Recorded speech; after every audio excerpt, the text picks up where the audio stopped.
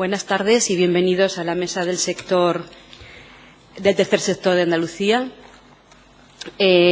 para exponer las sugerencias y apreciaciones que les puedan resultar interesantes. Tiene la palabra don Manuel Sánchez Montero, que es su presidente. Gracias. Ante todo, muchas gracias, señorías, por permitirnos participar en este debate social que afecta a tantas personas. La mesa del tercer sector está constituida por las tres plataformas: la plataforma voluntariado, la plataforma el SERMI, que es la plataforma de la discapacidad, y la red de lucha contra la pobreza y la exclusión social. Y luego por tres entidades, como son ONCE, Cruz Roja y Cáritas. Comenzamos, no tenemos ni un año como entidad, y nuestra idea es constituirnos como, primero, defensora de lo social y luego articular el sector, ¿no? De alguna manera que, de cara a las administraciones públicas y al Parlamento de Andalucía y en todos sitios donde nos quieran escuchar, sea una voz del sector, ¿no? En estas aportaciones también hemos contado con la colaboración de UNICEF, que, aunque no es miembro de la mesa, nos ha mandado datos, etcétera, ¿no? Le hemos dejado unas carpetas con toda la información. Comprendo que la hora y estáis metidos en un ritmo que es mejor que tengáis la información, pero simplemente me gustaría acertar algunos datos, ¿no? Siendo breve, ¿no? Primero, que en Andalucía, en España, las ejecuciones hipotecarias en el 2012 ascendieron a 91.622, siendo Andalucía la segunda comunidad en mayor número, ¿no? 17.000. Ha aumentado casi un 10% en relación al 2011, y en cuanto a las ejecuciones en trámite, Andalucía aglutina el 21, de 198.000 aglutina el 21%, siendo la comunidad con un mayor porcentaje de este tipo de ejecuciones en trámite, ¿no? Se perdió una oportunidad, ¿no?, con la ley, y nosotros queríamos hacer una petición a la Cámara, ¿no? Nosotros, como tercer sector, valoramos positivamente las medidas propuestas por el Gobierno andaluz, ¿no?, en materia de vivienda, por ser de primera necesidad en el contexto actual, ¿no? Y quisiéramos que el Parlamento andaluz elevara al Gobierno central que gestione con urgencia un marco normativo justo que ayude a las personas y familias a acceder y sostener una vivienda digna y adecuada. Lamentamos profundamente la oportunidad perdida de no regular en la nueva legislación las propuestas de una iniciativa popular apoyada por más de 1,5 millones de personas, ¿no? La reclamación principal, que era la dación en pago con carácter retroactivo, es que consideramos que es una medida justa y necesaria, ¿no? El miércoles 15 de mayo se aprobó en el Congreso esta ley, la 1/2013, de medidas para reforzar la protección de los deudores hipotecarios, y la que es llamada la ley antidesahucios, ¿no? Y ha faltado todo aquello que se esperaba de una iniciativa legislativa popular, ¿no? Tenemos que tener en cuenta que esta ley ha sido apoyada por jueces, juristas, afectados, entidades sociales, y la sociedad en general mostró un apoyo a esta ley, y faltó, después de un debate profundo, una voluntad de consenso y una conexión con las expectativas de la ciudadanía. Ante este drama de los desahucios vimos cómo se cayó en el último momento, ¿no? De hecho, las entidades que lideraban la red de lucha contra la pobreza en la Taula, en Cataluña, era una de ellas, retiraron la iniciativa legislativa popular al no contemplar aquellos aspectos que en su conjunto motivaron esa iniciativa, ¿no? En la nueva ley nos preocupa el tema de las personas sin hogar, ¿no? En Andalucía es la tercera región con mayor porcentaje, ¿no? Y hay un 13%, después de Cataluña y Madrid, ¿no? Con este proyecto de ley se debería avanzar en la concesión de la vivienda no como un bien, ¿no?, como un mero bien de intercambio económico, sino contemplando su necesaria función social y el acceso de todas las personas a una vivienda digna y adecuada. Nos preocupa, no obstante, aún así, felicitándonos por la ley, etcétera, ¿no?, pero nos preocupa muy claramente que no se ha asignado una partida presupuestaria claramente limitada para el derecho suficiente de la ejecución de la propia ley, ¿no? Por otro lado, apreciamos que este decreto ley está enfocado a las personas que están en el umbral de la pobreza y en situación de riesgo. Recordemos que en Andalucía, en el año 2011, la tasa AROPE era de 38,6. Un 40% de la población no tiene capacidad para afrontar gastos imprevistos y un 12% posee muchas dificultades para llegar a fin de mes. Existe en este momento casi 1,5 millones de personas desempleadas, el 37%, pero no tienen en cuenta aquellas personas que ya han pasado esa línea de riesgo, ¿no? Tienen ingresos que ya están en pobreza extrema, sobre todo porque habla de alquileres. La ley expone la vivienda debe tener un fin social. Por otro lado, dice, la ausencia de residencia conlleva en la práctica la imposibilidad de ejercer otros derechos e impide a las personas afectadas realizarse tanto profesional como familiarmente y en muchos casos las condena a la exclusión y marginación social y económica. Eso lo dice la ley, sin embargo, no encausa ninguna medida para las personas que han perdido su vivienda, que no tienen ingresos y que viven en la calle con escasas oportunidades para reincorporarse al mercado laboral y salir de la exclusión por las causas que la misma ley expone, ¿no? La vulnerabilidad de las personas no se puede cuantificar y limitar de forma restrictiva, atendiendo solo a criterios económicos o de ratios, tan limitadas como son la edad de los menores, el número de hijos, estar en situación de vulnerabilidad o de exclusión social, es consecuencia de múltiples factores, no solo económicos, que afectan también a la dimensión social, personal y acceso a los derechos, ¿no? Según el artículo 27.3 de la Convención sobre Derechos del Niño, establece que los Estados deben proporcionar asistencia material y programas de apoyo para los niños, particularmente con respecto a la nutrición, el vestuario y la vivienda. En el 2011, el 7,2% de los niños y niñas menores de 16 años en Andalucía viven en hogares con privación material severa.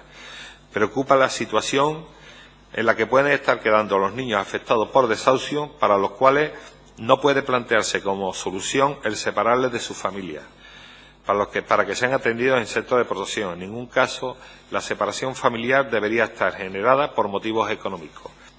De las 5.500 unidades familiares desahuciadas el año pasado en Andalucía han podido verse afectados no menos de 16.000 niños. Por otra parte, es importante tener en cuenta que las medidas que se pueden diseñar para prevenir este tipo de situaciones no generen como efecto secundario un endurecimiento de las condiciones de acceso a la vivienda precisamente por las familias con niños. Alrededor del 86,9% de los hogares monoparentales en Andalucía manifiestan pasar dificultades para llegar a fin de mes. En los hogares compuestos por 2 personas adultas y uno más niño o hija, los porcentajes de familias con dificultades para llegar a final de mes son inferiores al 66,6% en Andalucía. Todas las medidas que se tomen para hacer frente a la crisis deben tener en cuenta su impacto sobre la infancia y las familias en mayor riesgo de vulnerabilidad, entre ellos los niños con discapacidad, a los que se debe de prestar un mayor apoyo y atención.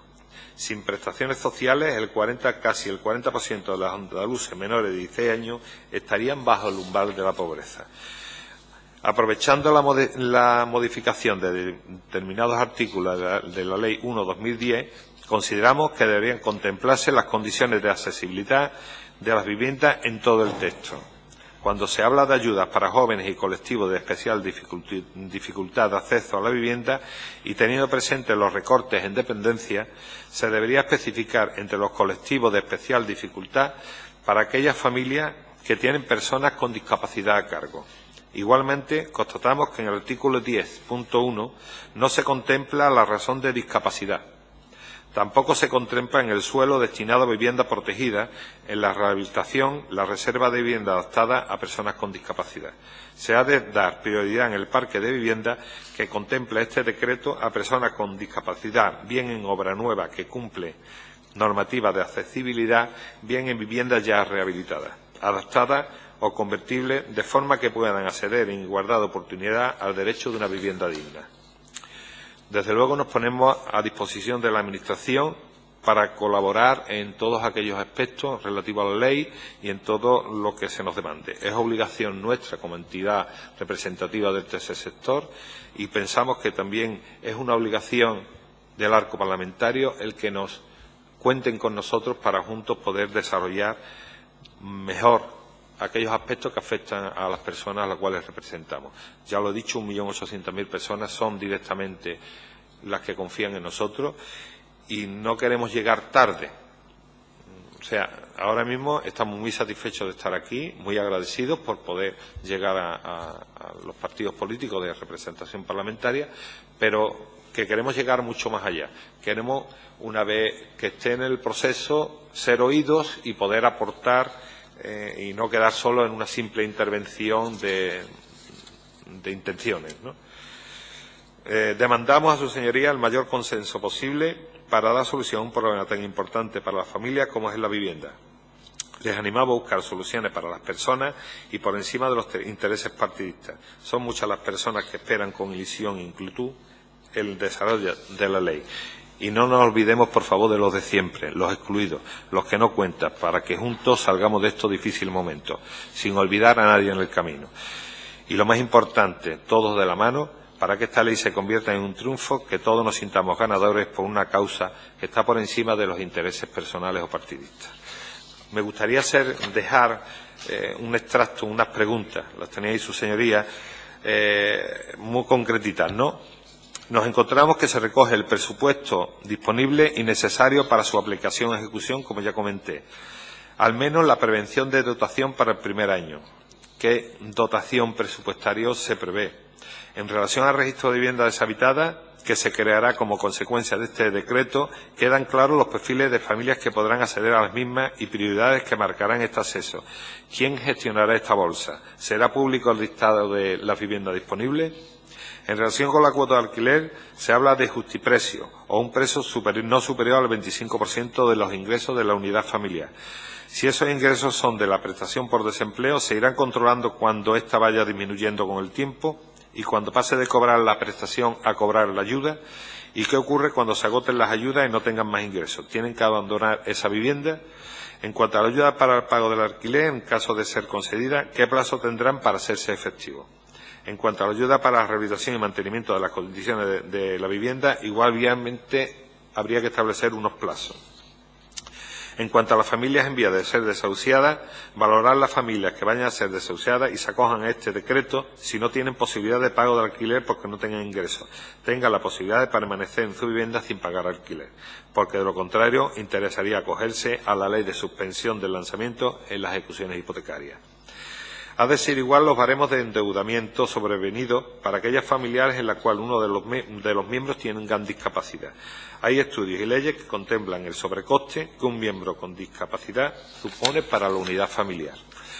La Ley de Arrendamientos Urbanos 24 de noviembre del 94, concretamente el artículo 24, tiene como epígrafe significativo arrendatarios con minusvalía. El arrendatario podrá, previa notificación por escrito al arrendador, realizar obras en la vivienda necesarias para su desenvolvimiento y utilización como personas con discapacidad, o bien si la discapacidad es de su cónyuge o de la persona con la que convivan, de forma permanente en análoga relación de afectividad, independientemente de su orientación sexual o de los familiares que convivan con él.